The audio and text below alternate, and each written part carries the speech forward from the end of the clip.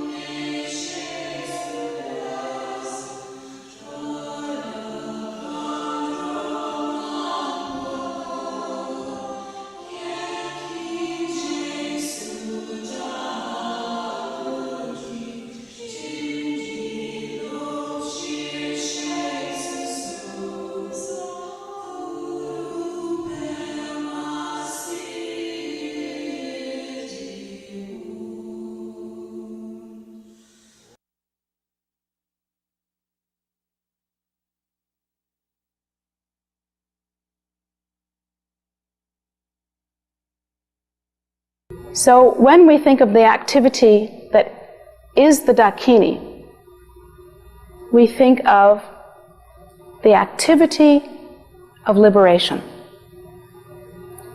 The activity of all the Buddhas and Bodhisattvas compiled into one, that aspect is the activity of liberation, because that is the only result that the enlightened Buddha can bring about is liberation. It is the only result possible.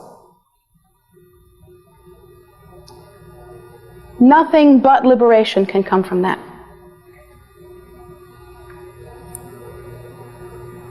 So, when we think that we ourselves might practice the Lhama, the Yidam, and the Khandra, or the Lhama, the meditational deity, and the Dakini, we think that we do so in order to accomplish the very kind of profound awareness of nature that I have described. And when we think that we engage in the activity through our practice of liberating beings by dedicating our practice to the liberation and salvation of all sentient beings, as the Dakini does, when we think of that, we should think that we do so with a full understanding of why we do so. Not simply to follow rules, not simply to accumulate virtue and merit, although both of these are components of our practice and should not be abandoned, but our emphasis should be on the much more profound realization of the nature that is experienced, the perception, the qualities and the activities that are naturally engaged in by the fully realized Buddha, since he has the fullness of knowledge and absolute wisdom. So essentially, we shouldn't think, oh, I should do good for this person, or I should accumulate this merit so that someday I can help this person. We should think in essence, because that's the way it is. It's simply the way it is. To engage in selfish activity that is only good for the self, to engage only in that kind of activity, is inconsistent with our nature. Granted, we really put ourselves in a place of profound delusion, and we really think that we're going to get some kind of temporary gratification, and we really think that that's it, and we believe it. Yet, according to the Buddhist teaching, when we have followed through all this logic, and this is the point, to follow it through logically again and again and again, until it becomes part of us, then we realize that in the end, there is no future in it. It is inconsistent with our nature, and not once, not ever, has it produced happiness. So we begin to act then in accordance with our nature. And we think of the activity of the Dakini. But before we can think of the activity of the Dakini, let me stress again, we must base that activity on what she knows, according to what I've described. Again, really think about the wisdom of the Buddhas. Think about the knowledge of the Buddhas. Think about activity based on the awakened nature, based on the realization of the equality of all that lives, the equality of all that exists, on the sameness of all sentient beings, on the sameness of all phenomena.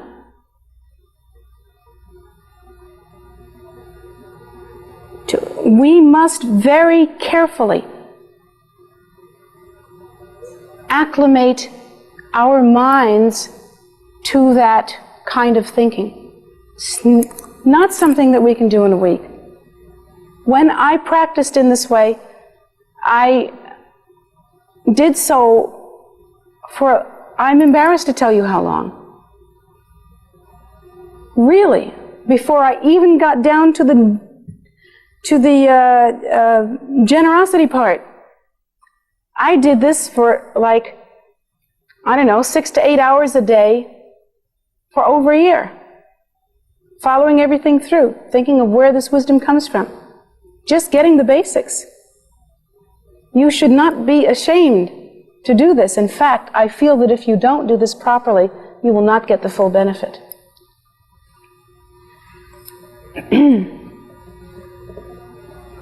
And you think, I've learned that already. I'm here, aren't I? I've learned that already. And so did I used to think that. And then I began to watch my mind and found out how much I still based everything on delusion. And if I can be honest with you, and all of you are here, and this is being taped, and maybe someone else will see it too, then at least you can do is to be honest with yourself when nobody's looking. Or at least when you think nobody's looking.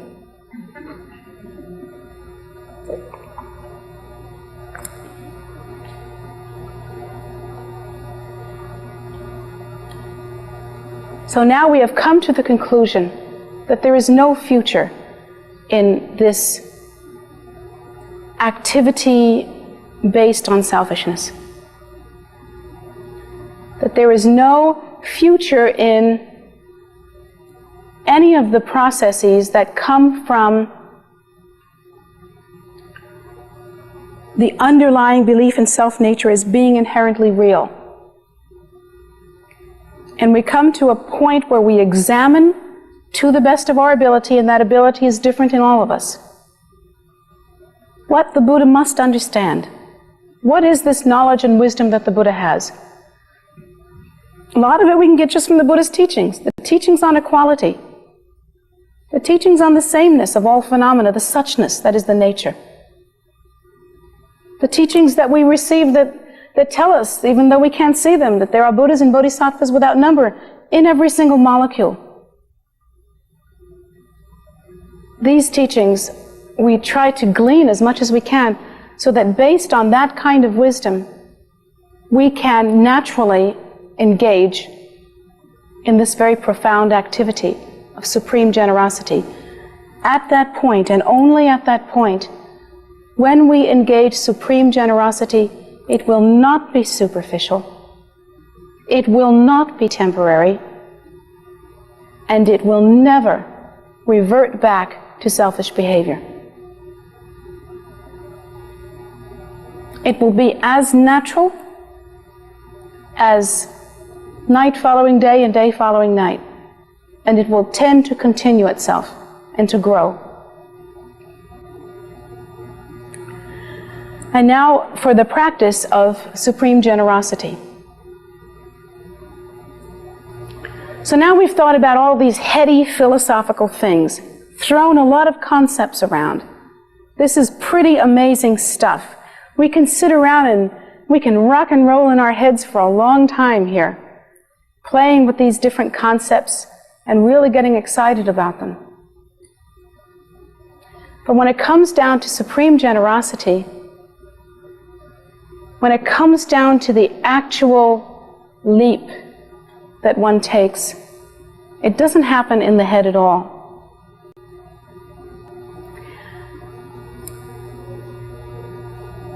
There is a moment after all these things are considered in which it is clear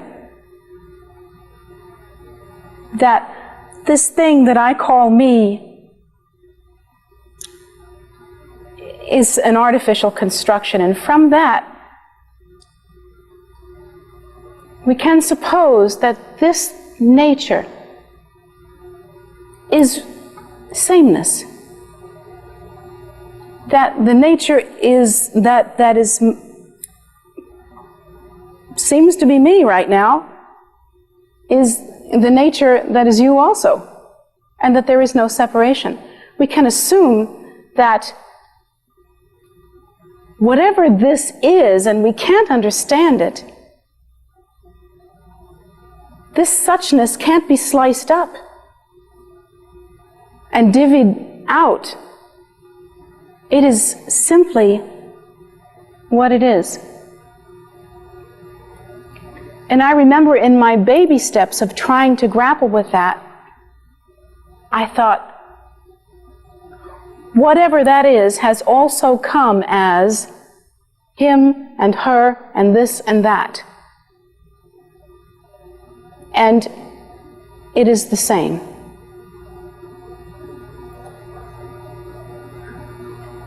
And in my baby steps, it seemed real to me. Not like I should do this. And now this is just me speaking to you as a friend from my heart. But it seemed real to me that this was the only thing to do. This supreme generosity was the only true abiding practice. And then I tried to think, so I know this and I feel this, and then I look at the world and I see that there is old age, sickness, and death, that there is poverty and suffering, that there, even when there is happiness, the happiness has the seed of disappointment in it. It's always temporary. Even when it's extremely happy, it's extremely temporary. And how do I understand this? What's happening here? And I remember I was a teenager and I was thinking, what is this? What's happening here? What's going on? And I began to examine myself very thoroughly and all of the things that I was capable of doing as a self. I'm not exactly stupid. I have a few talents. I'm articulate, relatively speaking. There are some things that I can do. I'm all right. 2 arms and 2 legs. And I thought about all the different things that I could do, and I thought, I can't do anything. There's nothing I can do. Nothing. I can't heal forever. I can't liberate forever. I can't even look my kid square in the eye and promise him that I will always be there for him, because I don't know where he will be, or where I will be in my next incarnation. I can't promise him that I will always love him.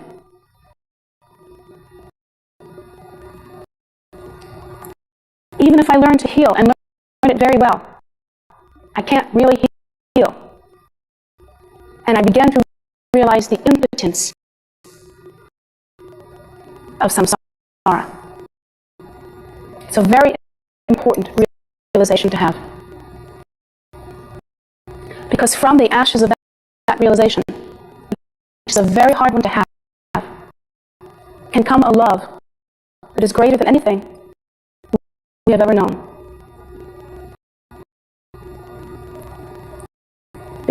Because I thought to myself, if this I is so impotent, and yet this nature is what it is, what can possibly be done? And it was at that time that the practice of supreme generosity came to me. And I will tell you exactly how I practice it. First of all, before I tell you exactly how I practice it, I want you to know that I practiced it for a long, long time and still practice it, and perhaps not in such a ritualized form. But I found the ritual to be extremely necessary in the beginning for me. And I do recommend it because there's a funny thing that human beings seem to carry around with them. It's a little piece of baggage. It's an idea that kind of says you get what you pay for. When we have this piece of baggage, we have it very well. We much more value something that cost us $100 than we do something that cost us a dime. And we much more value something we really had to work for than something that's been given to us. And we much more value an experience that we suffered through than we do an experience that was very easy for us. And it seems to be the case just about all the time. So I do recommend that. But when I told my teachers about this practice, basically, one of my root teachers said to me, well, that is the practice of Chud. I'd never heard of Chud at the time. And he said it's a very basic practice in Vajrayana Buddhism, very common practice, that is to say, that many do it. And it is a practice in which one thinks of oneself as the Dakini and having the same qualities as the Dakini, or having the same, being the same nature as the Dakini. That is to say, that one's activity would be the activity of all the Buddhas, and so on and so forth, as we've already described. But one thinks of oneself as the same as the Dakini, and as the Dakini, one offers oneself completely, piece by piece, in order to succor, in order to give completely, in whatever way possible, to all sentient beings. One actually offers oneself as food. It is the absolute fulfillment of the Bodhisattva vow, the vow to be of benefit to sentient beings. And it is done so in a ritualized way, and one actually uses instruments, and there is a specific visualization, but the core of it was basically the same as what I was practicing. And my teacher also said he very much liked me to continue teaching Chud in that way, simply because having had that experience, I could teach others even who don't know from ritual instruments and who don't know anything about, how to practice Vajrayana Buddhism, that same posture of supreme generosity. So with that explanation, I'll try to explain to you how I practiced supreme generosity. I'm not making any claims to tell you that I was successful at it. I'm not making any claims to tell you that I have attained great realization. You'll never hear that from me, and don't you believe it for a minute. I can only tell you that I have great faith in a practice like this, and I know in the depth of my heart that it is the antidote for suffering. I can tell you as a friend, and really, even though there are so many of us here, this is family style and very intimate, not the way teachings are usually given, but I can tell you that, of the sufferings of human beings, I am not a stranger to them. In that, I have experienced many difficult things in my lifetime, And you might say, oh, look at her, you wouldn't think so, would you? She's sitting up there in that high seat. It's true. I have experienced a lot of the things that people blame a lot of their trouble on, such as abusive childhoods and different kinds of physical and mental abuse and different things like that. And I know for a fact that it is not the abuse that causes the suffering. It is the selfishness that results from it. It is the concentration and compulsion to wrap yourself around yourself and be there with that causes the suffering. So the way that I practiced is to get up every morning real early, and I was such a stickler about this that I had to do it early in the morning. It was just my time to do it. So I'd get up really early in the morning, and I would set up my little kind of altar. And I didn't know anything about Buddhism, didn't know anything about anything. I had no teacher. I'd never read a spiritual book about anything, but I had to have an altar. And so I set up this altar. And on my altar, I decided I would put the thing, I would try to depict my goal. So I actually had a piece of crystal, even though crystals were not in vogue in those days. It was unfortunately poured lead crystal. But the thing that was beautiful about it was that it was very luminous and it was very clear. And I thought that that was like the nature. And I had a picture of the rising of the sun that I'm not saying that you should have on your altar. I'm telling you how I did it. But I had the picture of the rising of the sun.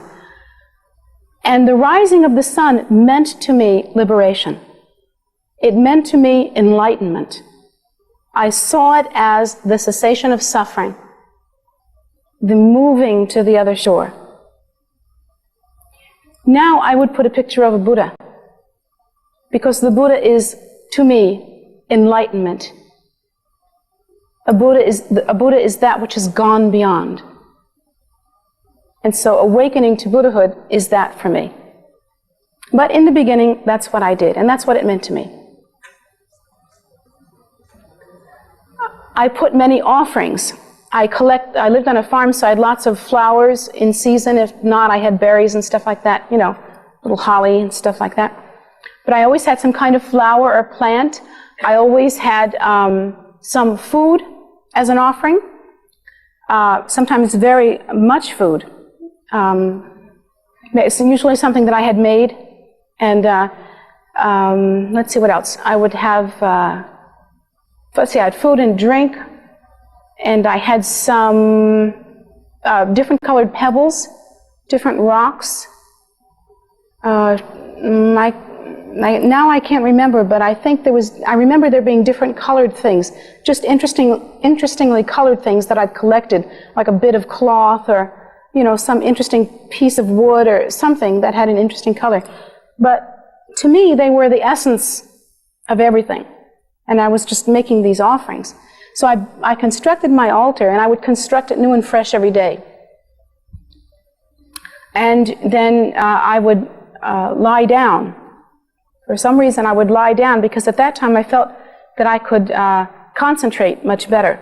And now at this time I know that it is actually better to sit straight up with the spine very straight. But at that time I didn't know that.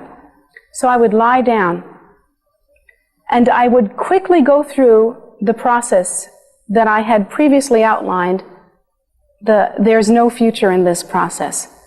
And I would sort of refresh my memory. I felt that it was necessary to refresh my memory every day to go through this process. Not as extensively as I did when it was my only practice, but extensively enough, I guess, to where I felt completely refreshed and completely confident. I wasn't doing it by rote. If it happens that you end up doing it by rote, then you need to talk about there's no future in this again. And I would get myself to the point where I would really be dismayed with samsara, really be dismayed with it, with cyclic existence, and could see its faults very clearly. And then from that point of view, I would try as best as I was able at that time to look at the pure wisdom. I didn't know from Buddhas at that time. I didn't think about Buddhas specifically. But I knew that there was a state of pure knowing, a state of pure awareness. I didn't know the Buddhist terminology, but I called it absolute nature, or I called it true nature. I would call it truth. I would call it, I had many different names for it. And on the other hand, I knew what I was talking about without saying any names. So I would think about that, and I would think about what that means. And I would think about the suchness and sameness of all things. And I would think about the equality of all things. And I would think that I am inseparable from all. And then I would get specific. I would think I am inseparable from my father. I am inseparable from my mother. I am inseparable from those I do not like particularly. I am inseparable from those I like very much. I am inseparable from my husband. I am inseparable from my son. And I would go through this whole thing and really realize the suchness and the sameness of all of that. And then I would look at all sentient beings and the world at large. And also then I would look at their predicament. That they are in their nature that suchness, that absolute nature, and yet they do not know it. And they act inappropriately. And they do not know how to alleviate their own suffering. They always act in accordance with selfishness. And then I realized again my impotence to help them. And really, I must tell you that I would practice until tears came. Always. If tears didn't come, I wouldn't know what to do, because then I would be practicing by rote. I felt that I had to practice to the depth of my heart, till the determination was completely, till it was such that you would have to cut it, that you couldn't cut it out of my heart with a knife, that it just couldn't be cut out. And then I would look at my altar, and I would look at that clear crystal, and I would look at that sun rising, and I would think about liberation, about the final cessation of suffering, and addressing that liberation. Even though that sounds weird, addressing that absolute nature, I would say, look at these hands. What can they do? They can touch, they can grasp, they can throw, they can pick up, they can let down, they can feel. And I thought of all the things that hands can do, but they are impotent to bring liberation. I give up these hands. Instead of these hands, you be here. And the you wasn't separate from me. Somehow I knew that. The you was that absolute nature that is my nature. The you was the precious awakening. But it was like I was singing to it. Can you understand what I'm saying? It's like I was singing to it. And I would say, instead of these hands, you be here. Then I would think about these arms, what they are capable of doing, how the whole gamut, touch, feel, hold, hug, everything. All of the things that they could do, and then I would think of their impotence. And I would think, it's not like you despise them, they're just not enough. They're not bad, they're just not it. And I would think of them as being impotent in that way, and then I would say, take these arms, and you be here. And I would look at the sunrise, and I would look at the crystal, and I would think, this nature, let this nature be here. And I would go through every single part of me, from my head to my toes, every part of my body. And oddly, there are some parts of your body that you don't want to give up. No, that's true.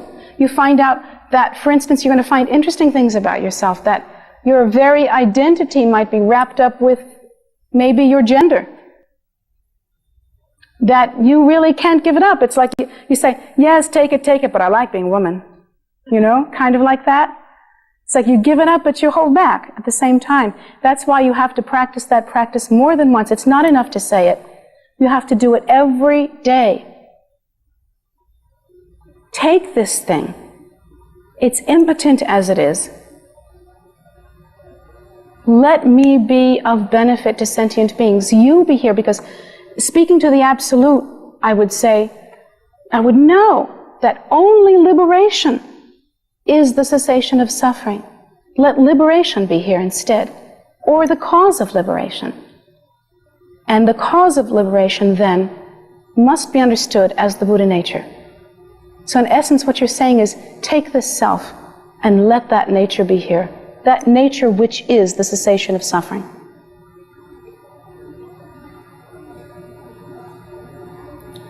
So I go through all the different parts of my body, and it had to be done again and again and again, because I found that we are incapable of completely letting go of anything all at once. It takes a great deal of time and effort. And then I began to look at the different aspects of my nature, of my personality, actually. The different aspects, I would think of what my personality was like, and it wasn't like I was describing myself for Cosmopolitan magazine, you know, effervescent, good-looking. I would really think of the different aspects of my nature. I would think about the ways in which I'm grabby, and the ways in which I'm pushy, and the ways in which I'm demanding, and the ways in which I'm inconsistent, and the ways in which I'm dependable, and the ways in which I'm friendly, and the ways in which I am confident. And all of the different, because we've got it all. Kids, we've got it all. You know, it's all in there. And all of them we think is me. That's me. That's what I am. And I would go through all of it. All of it. Instead of that, whatever it is, no matter how good it is, if you're talking about competence, if you're talking about friendliness, if you're talking about dependability, whatever it is, it's not enough. Because it is not liberation. Instead of that, again, looking to that absolute nature, you too should speak the words, you be here.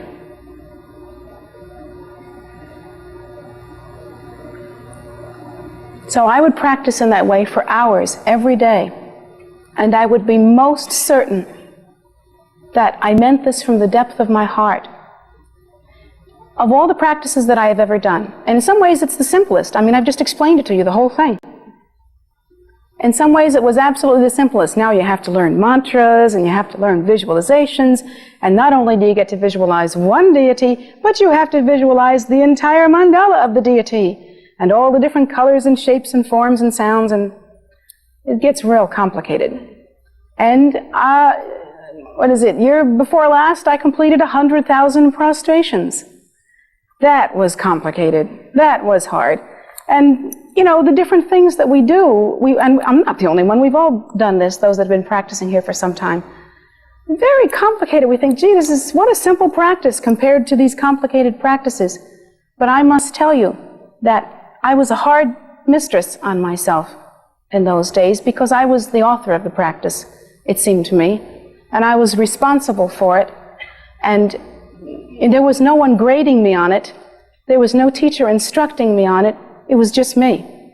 Just me and the eventual sight and scent and taste of liberation. There's nothing else. And so that I worked harder on that practice, I must tell you, than I have ever worked on any practice since then. And it was the hardest practice that I have ever done till this day.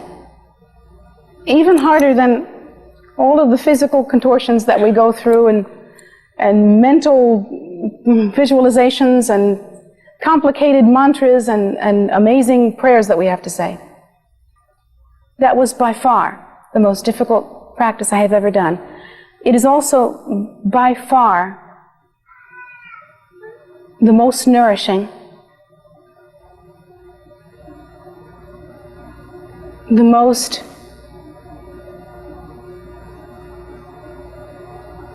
one having the most profound and quick results.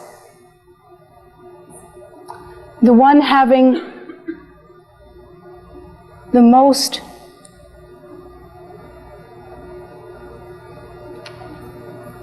joy. I really can't tell you how this is possible, that at the one hand I would require of myself that I cry every day. I would require of myself that I give up every single morsel that you see on this frame, and the frame itself as well, and all of its qualities and attributes, and at the same time, it was the most joyful, because it was at that time that I felt, finally, my life might be worth something. Because I no longer felt impotent. I felt certain that while I could not see it then, that at some point, perhaps my life would be of use to sentient beings.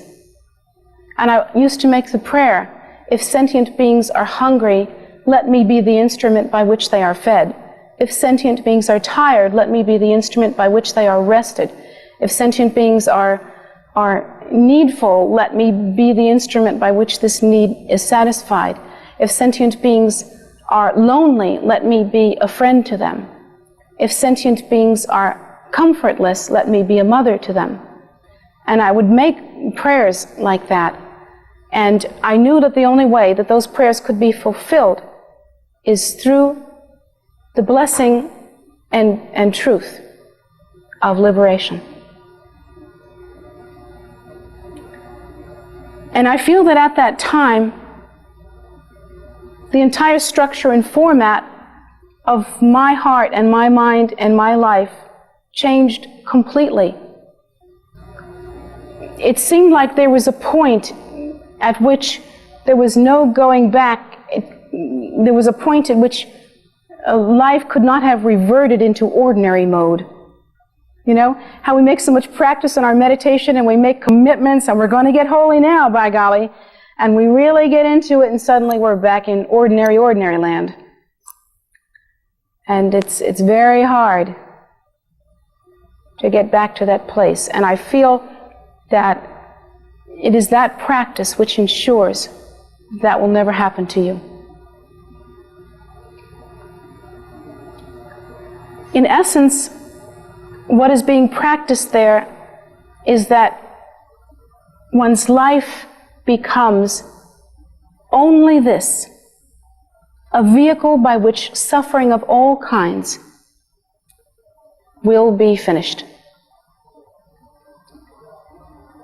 And we do so with wisdom, I hope, or at least some kind of savvy, knowing that we may not see this in one lifetime. We know that the complete cessation of suffering for all sentient beings may not happen in one lifetime, but we know with perfect surety, due to the extensiveness of having built this foundation of understanding, that we cannot be satisfied until we ourselves are the very face of liberation, the very face of the Buddha nature. Until we ourselves can offer that permanent and absolute nourishment to all sentient beings, we cannot be satisfied.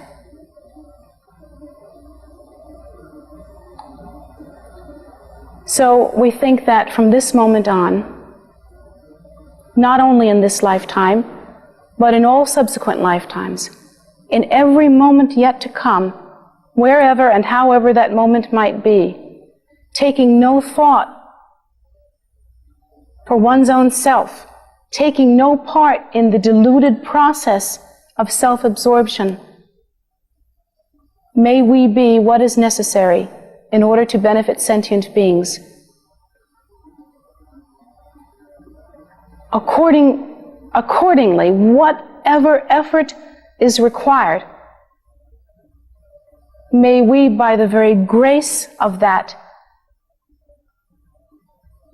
liberation, continue and have the strength to continue, and to know how to continue, until there is no more suffering. And that, to the best of my ability, is the practice of supreme generosity. To sum it up again, please remember that you can do what I just said to do, but if you don't do it without the foundational preparation of understanding the three different levels of generosity, and of the third level of understanding the double accumulation of the Buddhas, that is the accumulation of knowledge and wisdom, and of that, of understanding that nature which is the basis for this activity. One can never understand the activity of supreme generosity, and one will not be able to practice it throughout the course of one's life. Likewise, if one does not prepare foundationally by absolutely leaving the party and understanding that there is no future in this, and it doesn't mean that you have to become some kind of freak. I don't feel that I became abnormal. I mean, I look the same as anyone else. And I'm not miserable, you know. I even go to parties once in a while. I enjoy myself. It is a happy thing. But the leaving of the party can be done in many different ways. One can become a renunciate. And the leaving of the party can be done in this way, a very pure way to do it, a complete way to do it, a way that is absolutely suitable for many people and recommended by Lord Buddha himself. And then one can leave the party as a layperson, because one will leave the party no matter what one is doing if one understands the fallibility of cyclic existence, if one understands the basic delusion in the ego. And if one really follows that through, knowing that there is no future in such deluded perception, then one can practice supreme generosity wherever one is. And about such practice you can only say, don't think you have to go to the mountains to do it. Don't think you have to go to the shores to do it. Don't think you have to be alone to do it. Don't think you have to be without your family. And don't think you have to be with your family to do it. You do it where you are. And you will be exactly where you should be when you do it.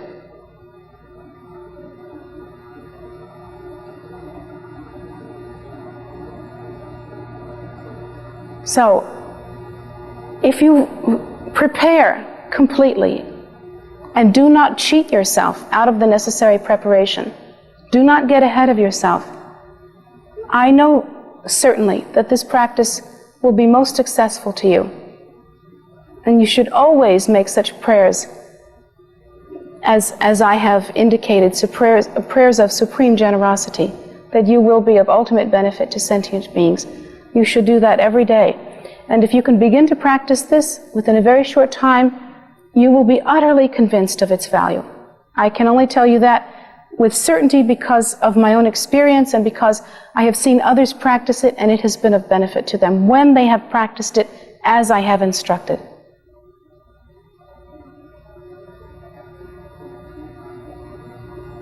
So I hope that you will, and I hope that it will be of use to you, and I hope that you will not cheat yourself, and you will care for yourself enough to do it properly. That caring for yourself is not selfish, because it's the same as caring for others.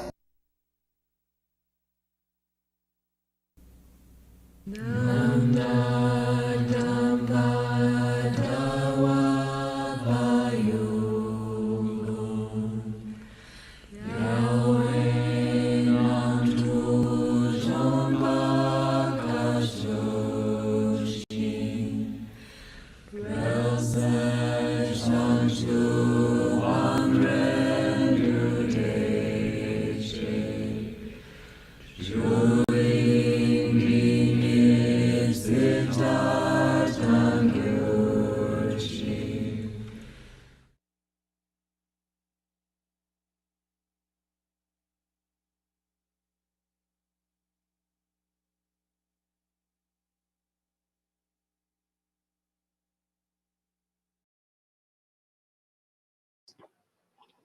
So hello there. Welcome back um, to the end of this series, but more teachings, of course, will continue because there are so many more, and hoping you're enjoying them all. Just want to catch you up on what else is going on here.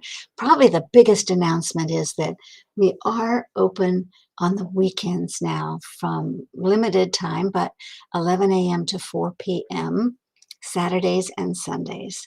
And, we'll have a greeter out front. You can connect up with a greeter. We do require that you wear an N95 or N94 mask. And because those are the ones that actually protect you and protect the rest of us. So, and please don't come if you're sick. But the prayer room will be open. Someone will take you around the back, and we hope that you enjoy it. And we can't wait to see you all, and we can't wait to make this a more longer and more regular thing. We're creeping out of this pandemic, but there's still a lot of stuff running around.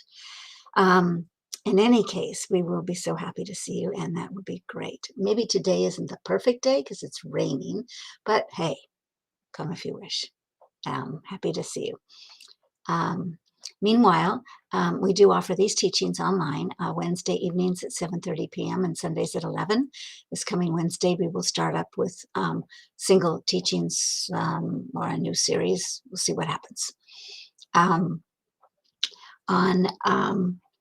Saturdays and Sundays at 10 a.m., we do have meditation, and that's led by one of our nuns here at the temple. So we hope you join us for that as well. It is targeted for brand new people, but also good for regular meditators, because it's always nice to have some support in continuing your practice for any kind of practice. Facebook, we have Medicine Buddha every evening at 7 p.m. And that is a short practice that Jetsunma gave us, particularly for this time of COVID, but very useful for all of the different illnesses and that sort of thing that happen to everybody. And you can join in, and you can put your prayer requests online there. And speaking of prayer requests, you can also put those on tara.org. You can go on our website, tara.org, and click on prayer requests and make your prayer request. Pretty simple stuff. But then everybody starts to pray for it, and hopefully you have a better result. I encourage you to do that. We're happy to do that. We're doing the prayers anyway. We'd love to include you. We have soak every day, Monday through Friday. We have every day. Monday, Wednesday, Thursday, Friday is at 5:30. Tuesday at 4, Saturday at noon, Sunday at 2. It's on Zoom. And if you go on our calendar, which is on Google Calendar online, and you can find that on tara.org under Meditate, Pray, Study, the first page that comes up as a calendar. And you can click on whatever the event is, find out how to get there, and find out what practice we're doing, and get a copy of that practice, a PDF download. So hopefully that is helpful to you. And we are always happy to have you join us, and happy to help you walk through it. So that's all I've got for scheduling right at this moment. The big news is Tuesday, this coming Tuesday, that is day after tomorrow, is an international movement called Giving Tuesday. And the thing that I posted before that was about that, the transforming the world through radical generosity. That's what comes up when you go to their website. The movement has its own website, and but everybody can participate. KPC has participated for many, many years on this, and it's one of our main fundraisers.